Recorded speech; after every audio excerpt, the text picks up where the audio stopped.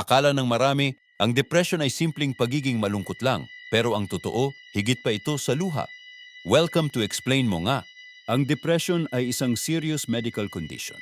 Hindi ito choice at hindi ito dahil kulang ka lang sa dasal o mahina ang loob mo. Narito ang tatlong bagay na dapat mong malaman. Physical fatigue.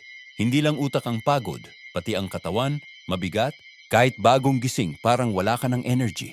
Loss of interest. Yung mga bagay na dati mong kinatutuwaan, biglang nawawalan ng kulay at saysay. Brain chemistry.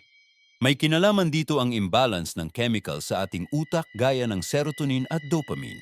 Hindi mo kailangang maging okay agad. Valid ang nararamdaman mo. Kung nararamdaman mo ito, hindi ka nag-iisa. Ang paghingi ng tulong ay hindi tanda ng kahinaan, kundi ng tapang. Para sa ating community, anong payo ang ibibigay mo sa isang taong kasalukuyang dumadaan sa mabigat na pagsubok ngayon? Share it in the comments below.